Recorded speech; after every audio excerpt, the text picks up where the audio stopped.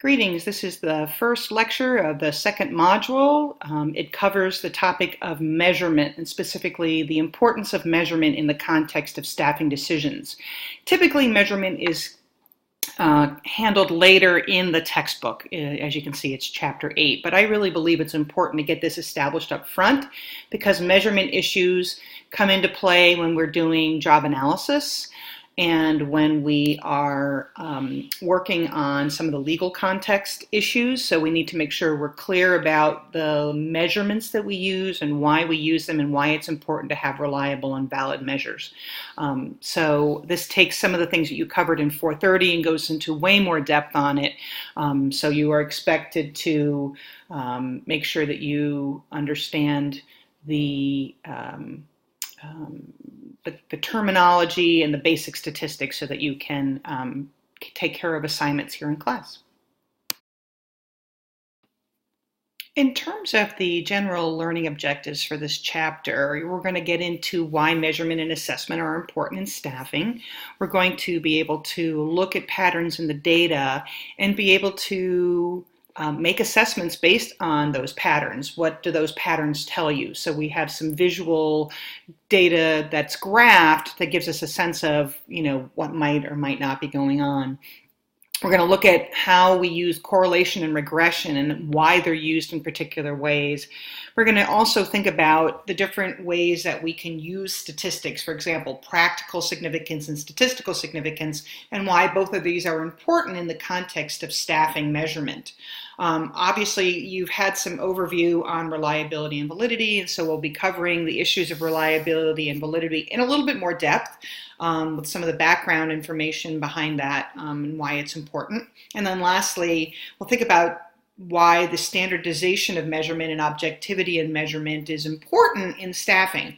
So much in staffing is really subjective about how I think about things, what I weight is more important, those sorts of issues. And so our goal in creating a staffing system is to make it as objective as is possible. We'll never approach full objectivity, but if we can use tools and data and analyses that provide us the greatest amount of objectivity, that's our goal.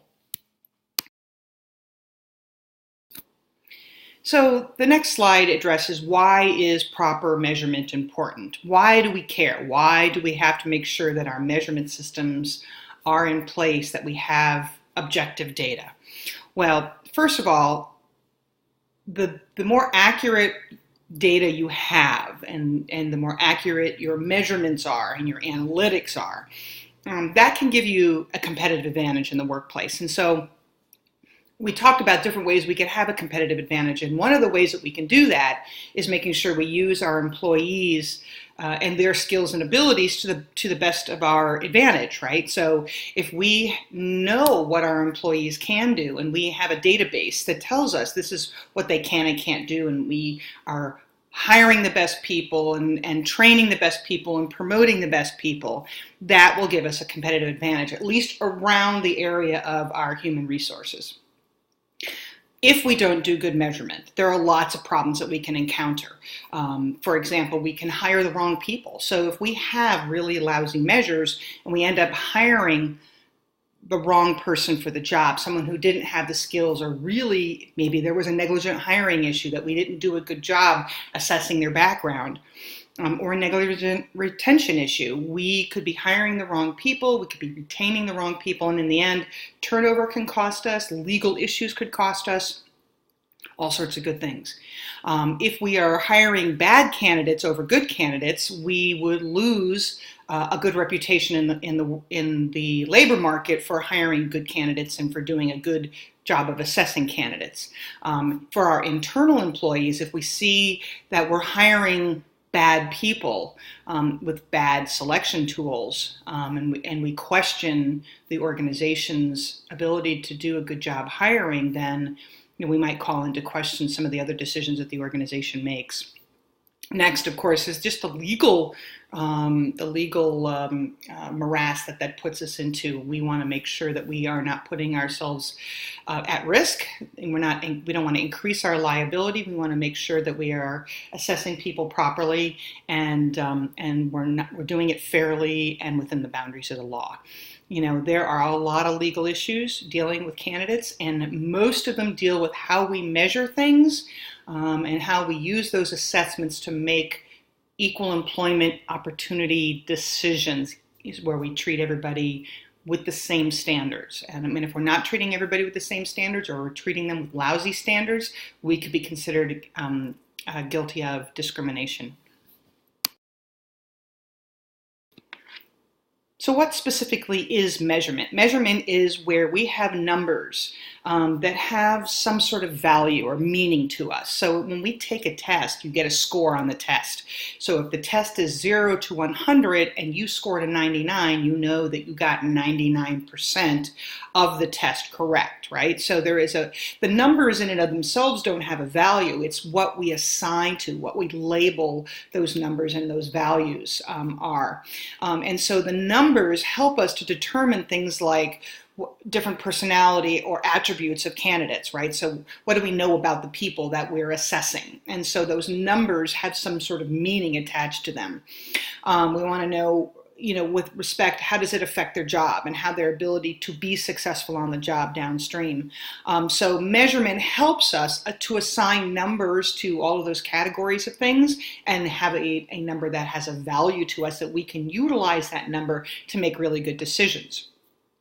So the measures that we use help us to see patterns where there might be problems, or patterns where there might be good things going on that we can capitalize on. It helps us to understand the candidates as they come in, to understand what they can bring to the table, and whether or not these things that we are measuring are good predictors of performance on the job, because we don't know truthfully how they'll perform except how well they do on the selection tools. So we need this. So the measures that are relevant to staffing assess the characteristics of the job. And we know this from doing a job requirements and a job rewards matrix, which we will get into in the next module. So we have to assess the characteristics of the job, typically on collecting means and medians and correlations and things like that, to know what works and what's not working. We use measurement to also assess aspects of the staffing system, such as things like the number of days that a job posting is run, where it's run, the recruiting message. And so it helps us with defining the recruitment message and the recruitment plan that we want to implement. So we have to have that. It also helps us to assess the candidates based on what characteristics they have, what's their cognitive ability or work sample or physical ability or personality traits, or whether or not they are bring integrity to the workplace. All of those things are really important, and we need to have objective measures of those so we can compare the candidates on those objective measures. Lastly are things like staffing outcomes, the metrics that we use, right? So we can use measurement to define the tools that we want and assign a value to the scores on tests.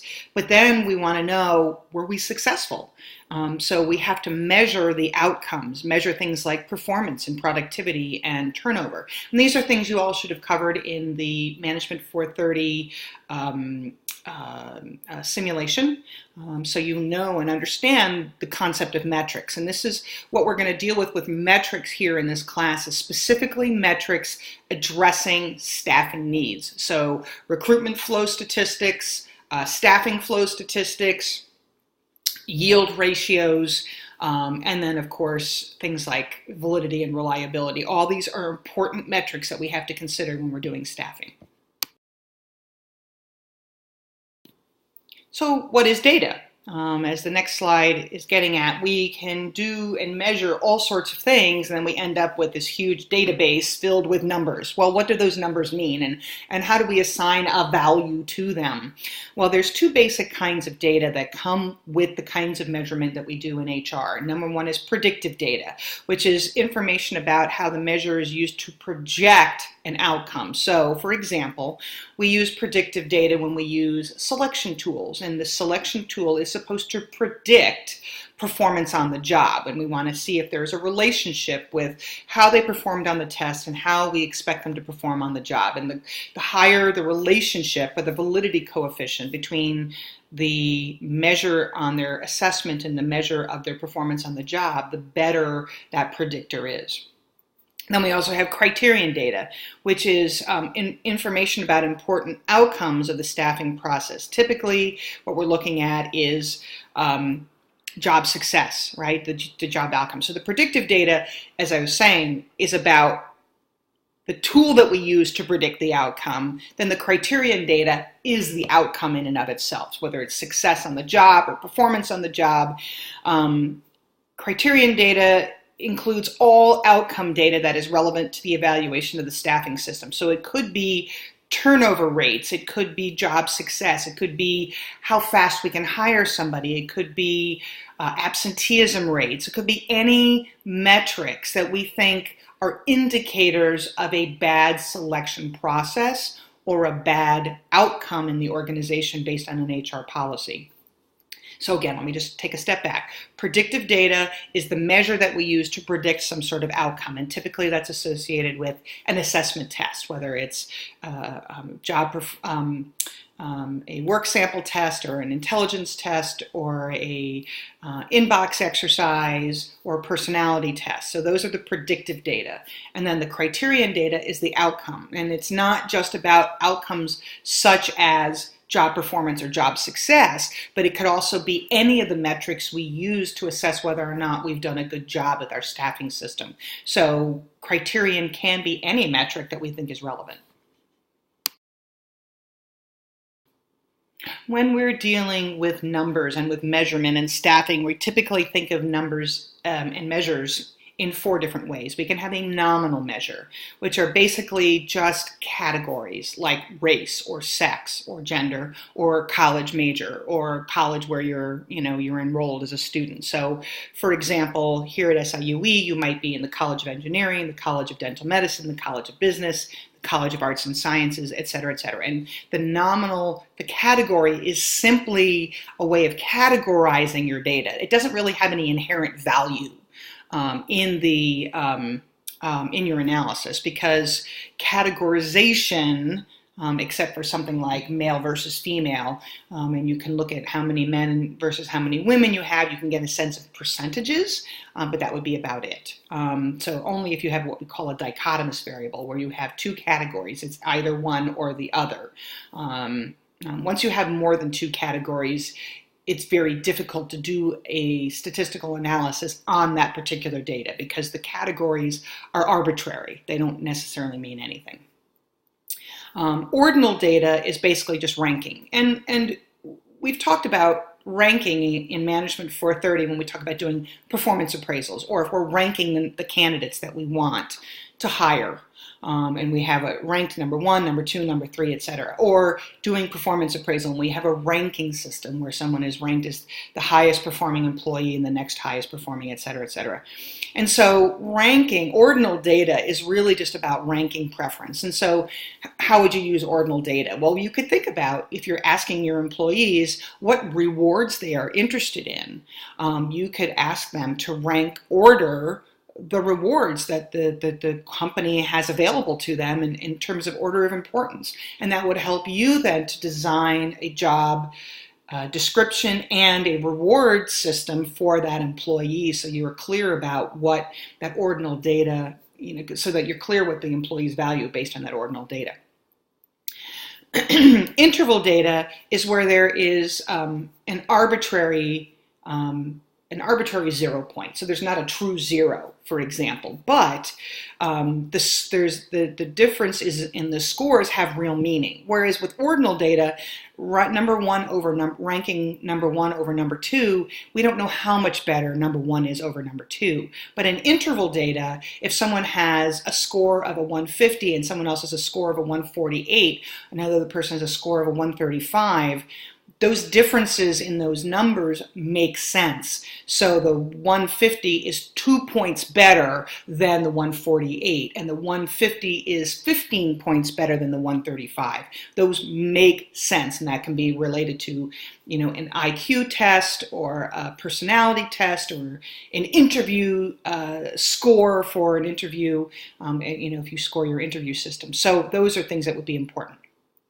Ratios is basically taking interval data and having a true zero attached to it. For example, a typing speed. I could type 0, meaning that I can't type at all, and so my typing score would be as a true 0, versus 90 words or 100 words a minute if I'm a really good typist. So basically, a ratio is a little bit different than interval data in that it has a true 0, that you could actually score a 0 on something. And that could be height or weight. Those are true zeros. They make sense because, obviously nobody would or could would weigh 0, but it's a possibility. And so everything is relative to the 0. You can't have a number less than 0. So everything is relative to how much more than 0 are you. So weight, salary, typing speed, those sorts of things where there's a true 0 attached to it. So basically interval and ratio are kind of getting at the same thing, except that ratio has a true 0. It can be, everything can go back to a true 0, and how much better it is than true 0 versus interval is simply just, there is no 0, but the difference between a score of a 150 and a score of 135 is relative to the 150 and a 135. It's meaningful. There's a meaningful difference between those two, which is different than a ranking. We don't know what the difference is between a 1 and a 2 and a 3 in a ranking. We don't know how much better 1 is over 2 or 2 is over 3. The last aspect that we need to understand with respect to data is how do we describe the data? So how do we assign sort of meaning to all those numbers? And the first thing we have to do is understand scoring. And scoring is the process of assigning a numerical value during the measurement. And so, you've taken the SAT or the ACT where you answer questions and there's a right and a wrong answer, and then poof, a miracle happens and you've got a score that tells you what your ACT score is or your SAT score is. And it's really not poof, a miracle. Of course, there's a structured way that they go about assigning a value to that. So there's a score that you get that's a raw score, and then it gets normed compared to everybody else who took the exam at that time, and then it's scaled up to a meaningful score that has an interpretation. So that's basically the idea. So the score is how we assign that numerical value. So you might get a point for a question, or you subtract a point for a wrong answer. In terms of raw scores, the raw score is your unadjusted score on a measure. So I might score a 99 on a typing test, and I might score a 150 on an intelligence test. And that's fine, but how do we compare a 150 on an intelligence test with a 99 on a typing test? What do they both mean? Are they both good scores? The 99 is significantly less than the 150. Does that mean that the typing score is bad and the intelligence test is good? And so we have to have it referenced and normed in an appropriate way. So what we do is two things. We can either do what we call criterion referenced measures in which the scores have meaning in themselves, like the typing test, right? The ratio or the interval data. Or you have norm referenced measures in which the scores correspond only in comparison to scores of other respondents. So, if it's a ranking of how well someone does over another, whether it's normed to how others perform, and I'm that much better than everybody or that much worse than everybody. A normal curve is basically, as you know from basic statistics, a symmetrical bell-shaped curve that represents the distribution of how people score on that particular characteristic. And most measures perform in a bell curve. So you have a small percentage of people that do poorly, a very small percentage of people that do really well, and then you've got this large percentage in the middle where most everybody scores within that middle. And we'll get into more of that in the next module as we start thinking about how do we use the data, how do we think about raw scores, standardizing those scores, and understanding what a normal curve is and how we use it.